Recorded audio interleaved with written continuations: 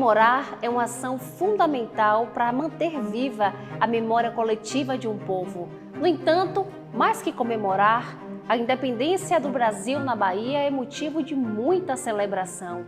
Demarcado pela luta e vocacionado para a festa, o povo baiano dispensa a solenidade fria de uma cerimônia oficial e faz da data um festejo verdadeiramente popular, com a nossa cara e com a nossa cor. Mas para manter viva uma tradição dessa magnitude, é fundamental investir na defesa e na preservação tanto da memória quanto dos elementos culturais que dão substância a ela. E nesse episódio falaremos sobre a importância de manter viva e acesa as razões que fazem o sol brilhar mais forte no dia 2 de julho.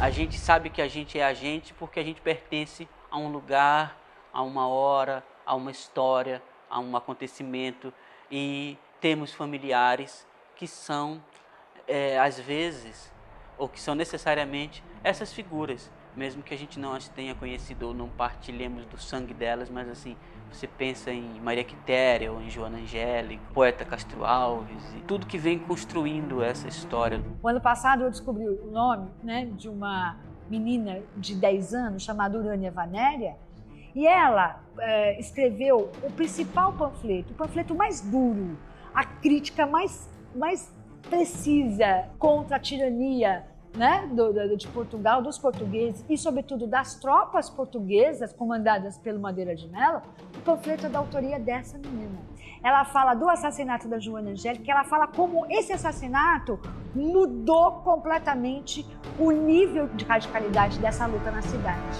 Ela aproveita essa radicalização para nos dar um quadro sobre essa cidade, e sobre essa província. É porque o objetivo da imprensa na guerra não era noticiar nada, era uma imprensa doutrinária. Ela refletia a doutrina, o pensamento de um grupo dominante. Depois é que começa a ser contada a história, passa a ter a narrativa, que a gente chama de reportagem, procurar saber como é que foi, quem foi que fez, o que foi feito, e isso só também com a consulta dos documentos.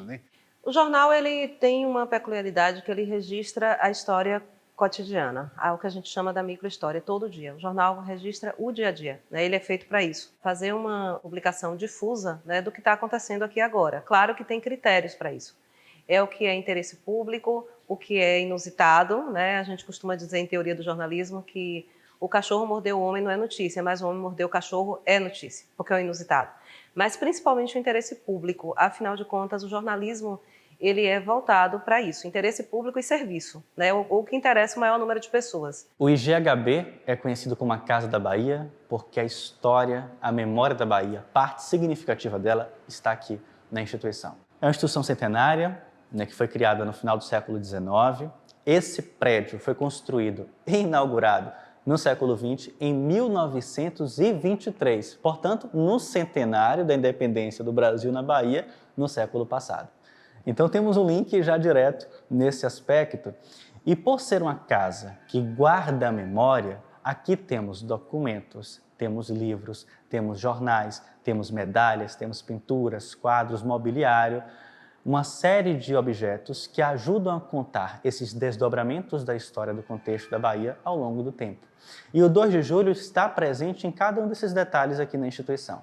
É o lugar que guarda grande parte desse acervo, que ajuda que nós, hoje, conversemos sobre esse aspecto no bicentenário. Nenhum personagem desses da guerra foi citado, Maria Quitéria.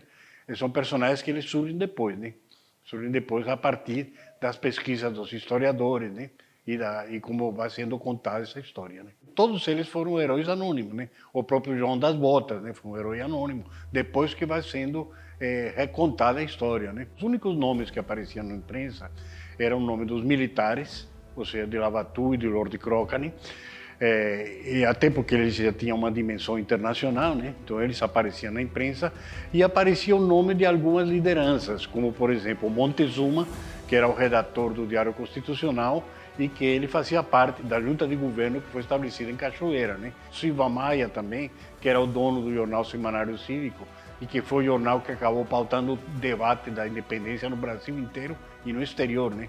O Silva Maia era um extraordinário escritor, escrevia muito bem e tinha uma capacidade de argumentação extraordinária. Os jornais que eram simpatizantes às ideias dele repercutiam as matérias e os que eram contra atacava ele. Então ele acabou pautando o debate justamente pela capacidade de argumentação que ele tinha, né? Eu acho que tem duas coisas importantes. Uma coisa acontece dentro do desfile do 2 de julho, né?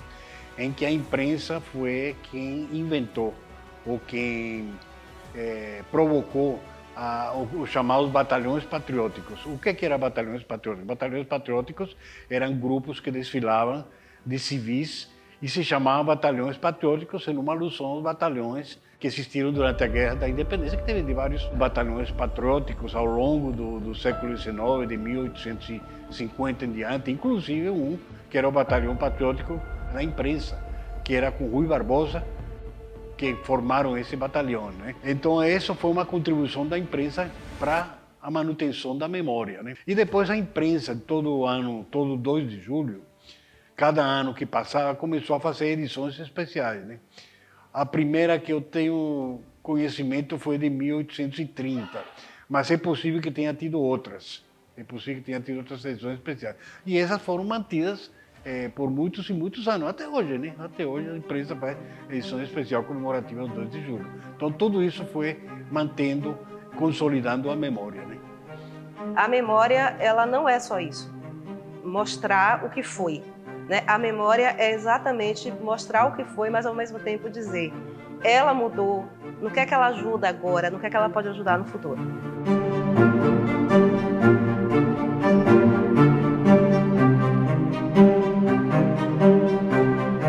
Esse ano tem um conjunto de significados, 200 anos, coisas novas que estão acontecendo no Brasil, a esperança nossa voltou, então nós temos uma programação farta em todos os espaços da Bahia, no interior, nós estaremos inclusive celebrando já o início dessa luta nossa em Cachoeira. Uma data importante, uma data cívica que a gente tem que homenagear muitos baianos pela luta que eles desenvolveram aqui para tornar de fato nosso país independente. O povo que não tem conhecimento da sua história, que não tem conhecimento da sua cultura, é como uma árvore que não tem raiz. Então, você conhecer a sua história lhe dá sentido, lhe dá perspectiva. Você sabe de onde você veio e assim, porque a história é uma disputa por narrativas, né?